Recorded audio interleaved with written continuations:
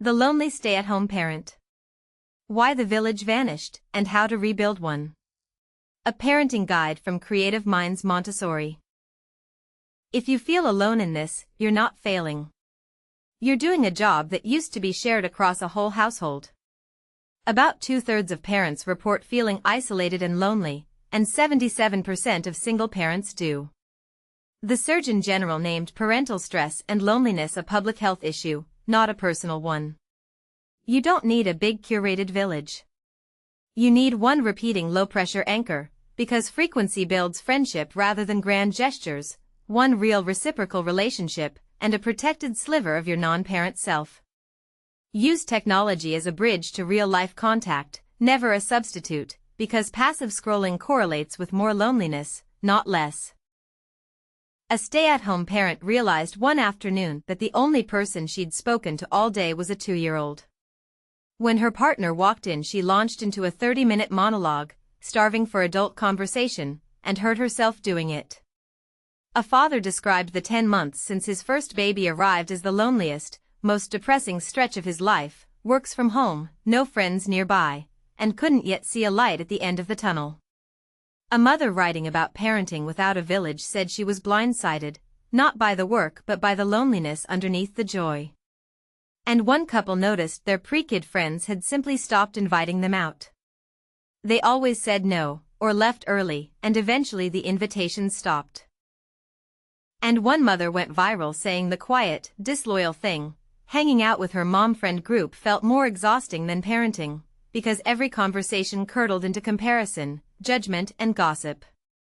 A village that shames you isn't a village. The numbers say none of these people are unusual. Up to 90% of new mothers experience some level of loneliness, and roughly 56% of parents of children under 5 report it. You are not the only one in the room feeling this. You're just the only one saying it. Start with the reframe, because most parents arrive here believing this is a personal deficiency. When 2/3 of all parents feel it, it isn't a character flaw, it's a structural condition of how modern life is arranged. And as one health visitor put it, parents can be surrounded by people and still feel quite profoundly isolated. Physical proximity to a baby, or even to other parents at a playground, is not the same as feeling seen.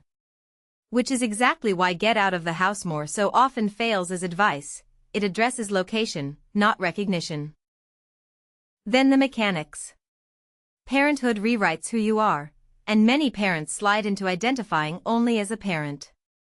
The hobbies, roles, and conversational material that used to connect you to other adults quietly retire, and then there's no obvious way back in. It's hard to make a friend when you can't remember what you'd talk about. And friendship requires someone to text first, propose a time, and follow up. A parent carrying childcare plus work plus household plus 1,000 micro-decisions has nothing left for that overhead. The friendship doesn't fail because the desire is gone. It fails because initiating is a task, and the task list is full.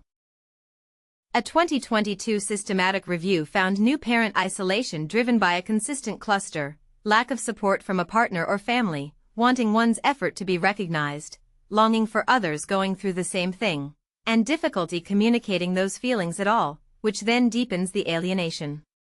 That last one is cruel. The state itself makes it harder to describe the state. Add money and logistics, because much isolation isn't chosen, it's enforced by the difficulty of leaving the house with a small child.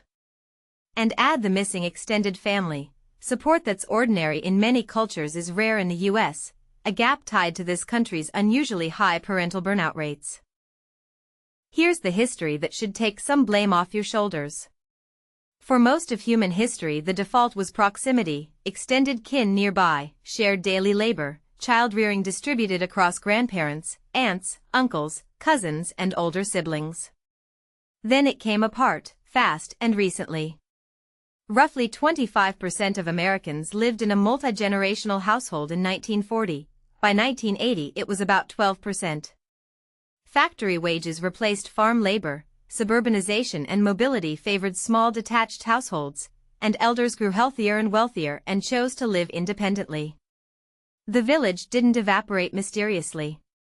It was traded away for jobs, mobility, and privacy. So when you feel crushed doing this alone or as a pair, you are performing a job that used to be spread across 5 to 10 adults. That wasn't extra help. That was the infrastructure. Then the phones, which cut both ways. Social media manufactures the illusion of connection while leaving the hunger for depth untouched, hundreds of connections, and still nobody to bring you a meal. There's a comparison tax on top, feeds of 5-year-olds playing Chopin and immaculate parties you weren't invited to. Passive scrolling correlates with increased loneliness, and heavy social media use among fathers has been linked to psychological distress. But it would be dishonest to be simply anti-phone, because for isolated parents the technology genuinely delivers. Virtual support groups remove the transportation and childcare barriers that keep isolated and rural parents from attending anything at all. And a 2025 study found parents felt significantly more positive after even a brief supportive helpline call. The rule of thumb: tech is excellent as a bridge to real contact, corrosive as a substitute for it. 3 common fixes, honestly. The first, join a mom group or an online parenting community. It works when it works. Among people who found a community of others who genuinely get it, 89% said it made them feel less alone. But some groups become engines of judgment, comparison, and gossip, and online parenting groups can curdle into shaming pulpits. The mother who found her mom friends more draining than parenting wasn't being ungrateful, she'd joined the wrong room. Fit matters more than quantity, and a bad fit group is worse than no group. Give a group 3 visits, then ask one question: do I feel better or worse walking out than walking in? The second, making social media the default social outlet.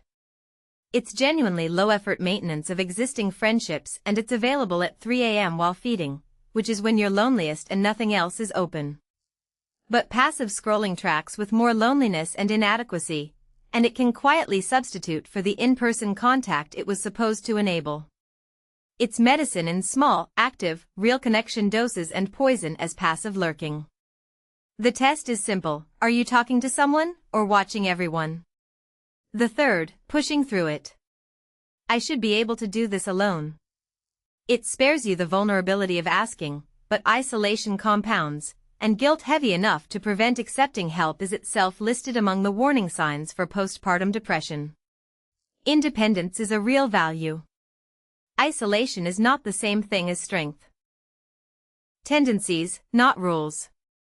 For mothers, loneliness often peaks in the newborn window, specifically at the moment the partner returns to work and the day empties out. And higher loneliness during pregnancy predicts higher risk of postpartum depression, which makes it worth taking seriously early. For fathers, the pattern is quieter and in some ways worse. Men often start parenthood with about half as many close friends as women, and are less likely both to admit loneliness and to seek counseling. And here's the finding that should end the assumption this is a mother's issue: studies suggest lonely fathers may show greater depression symptoms than lonely mothers. The suffering is less visible, not less real. Stay-at-home fathers face something structural on top: too few men home with children nearby to find each other at all. The classic clash runs like this. The at-home parent is starved for adult conversation and wants the returning parent to talk. The returning parent is depleted from work and wants 20 minutes of silence. Each reads the other as unavailable, and both are right. The at-home parent's loneliness is invisible to the working parent, and the working parent's depletion is invisible to the at-home one. So name it as a logistics problem rather than a blame problem. We are 2 people doing a job built for 10. Then trade explicitly. Each parent gets a protected, scheduled slot to leave the house and see their own friends, not a joint outing. And treat the at-home parent's need for adult connection as a genuine need, not a luxury. Boundaries and personal time make you a better support to your family, not a more selfish one. Single parents carry the whole thing without a trade partner. 77% report isolation, and in one survey 96% of single parents said they'd experienced loneliness since becoming one. The specific triggers surprise people: the ringing quiet during a co-parent's custody time, reluctance to burden coupled friends, and the craving for adult conversation that arrives the moment the children are finally asleep. For single parents, the village isn't a nice-to-have, it is the co-parent, and building it deliberately is the work.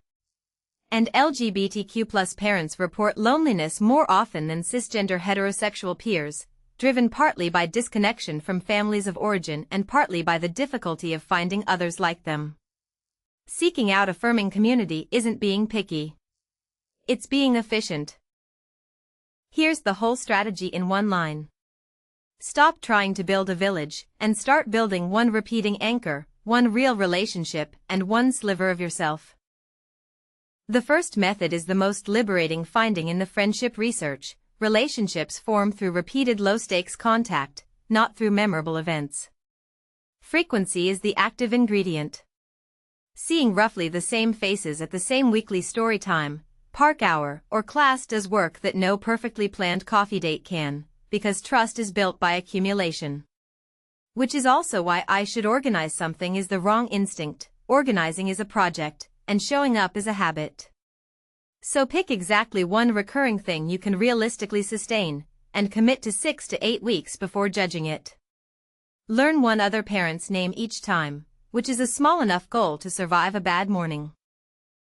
Once it's warm, extend slightly, walk to the park afterward, get a coffee, swap numbers. Lower the bar as far as it needs to go, because attendance beats effort here. For your child, keeping it the same day, place, and people converts it into our Tuesday thing, and that predictability supports a small child's sense of order and lowers their anxiety enough to actually engage. Arrive a few minutes early so the room fills up around them instead of dropping them into a crowd, and narrate the ending so they can predict it. With an infant, a weekly class serves the same function. Expect the first 3 weeks to feel pointless and slightly awkward. That's the incubation period, not failure. The saboteur is skipping 2 weeks in a row, because the whole mechanism is repetition and momentum is unusually easy to lose. The second method, build the village on purpose, starting with one relationship and concrete reciprocity. Modern villages are built, not inherited, and the mistake most parents make is aiming for a network when they need a person. Depth beats breadth. Start with one plausible relationship and make it practical before you try to make it deep, because shared logistics is the fastest route to genuine intimacy between adults with small children. Nobody bonds faster than two people who have covered each other's childcare. So identify one plausible person, a neighbor, another parent at your anchor activity, a coworker with kids the same age. Then make one concrete offer. Want to swap an afternoon this week? A specific practical proposal is far easier to accept than an open-ended "we should hang out." Build a small reciprocal loop from there. You take both kids Saturday, they take both the following Saturday. Reciprocity matters more than generosity, because a one-directional arrangement feels like charity to whoever's receiving and eventually curdles. Use tech as the bridge, the group chat, the app, the meetup, and then get into the same room. For your child, start with short home-based parallel play swaps so they meet one new adult and one new child at a time in familiar territory. And there's a quiet bonus in it for them. A child who watches adults ask for and give help learns that needing people is normal and safe, which is a lesson many of us had to unlearn in our 30s. Expect 2 or 3 attempts to go nowhere before one takes. The saboteur is waiting until you feel less depleted to reach out. The depletion is the reason to reach out, and it won't lift first. The third method is the one parents resist most, and it's load-bearing. Protect a sliver of non-parent identity. Reconnecting to who you are beyond parent is what makes adult friendship possible again, because friendship needs subject matter. And it works on a much smaller scale than the self-care industry implies. Brief, accessible renewal measurably lifts well-being. 15 minutes counts, and nothing here requires a spa, a weekend away, or money you don't have. So reclaim one pre-kid thread, a hobby, a book club, a rec league, a professional or interest group with no connection to parenting whatsoever.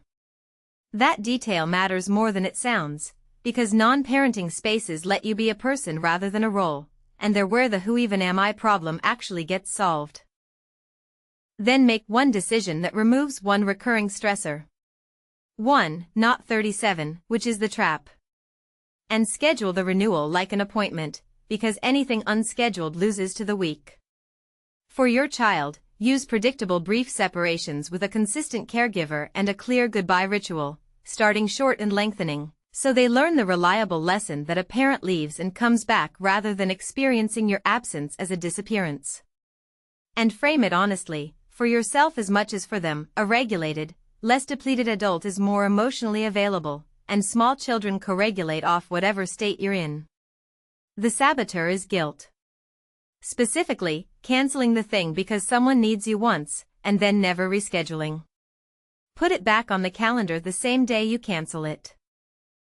For an isolated parent, a good program is not just childcare. It's the most reliably available village on offer. Quality preschools deliberately build parent community, school-wide events and celebrations, community meetings, monthly coffee and conversation gatherings, and invitations for parents and grandparents to come share a tradition or lead a lesson.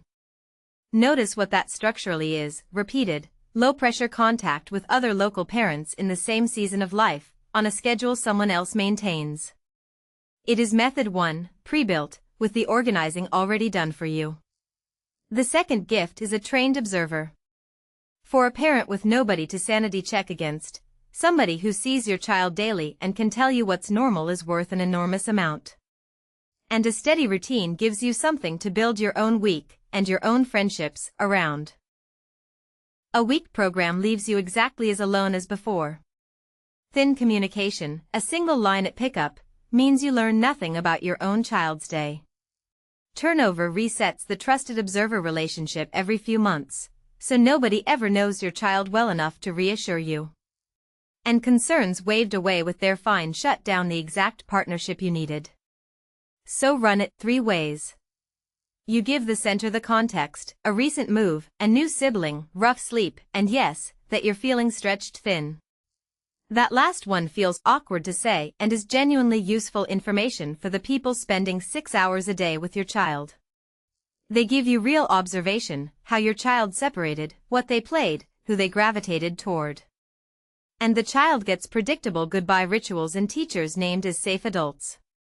Worth asking any program: what do you do to help families connect with each other? How and how often will I hear what you observe? What's your staff retention like?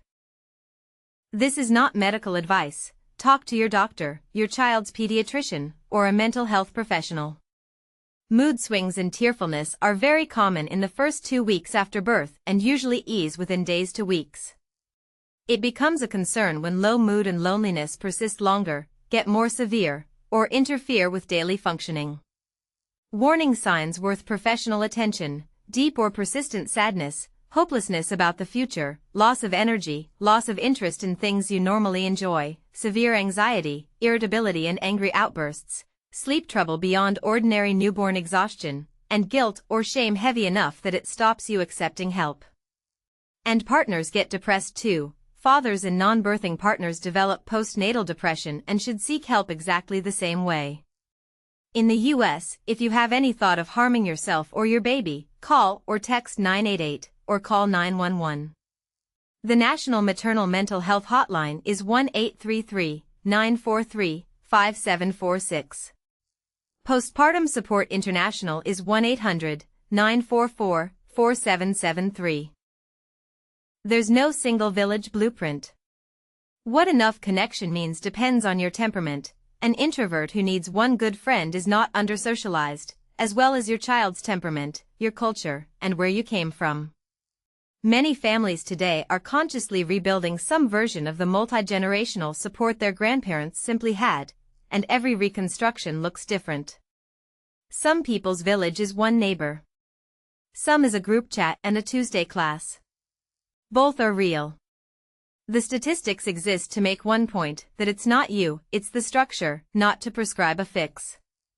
So reject both available extremes. Doing it all alone isn't strength, and believing you need a large, curated, photogenic village or you're failing is just another way to feel behind. One real relationship, one repeating anchor, and a preserved sliver of yourself is a legitimate village. And the loneliest stretch of this is usually a season, not a sentence. For the full guide and more parenting resources, visit creativemindsmontessori.com/parenting.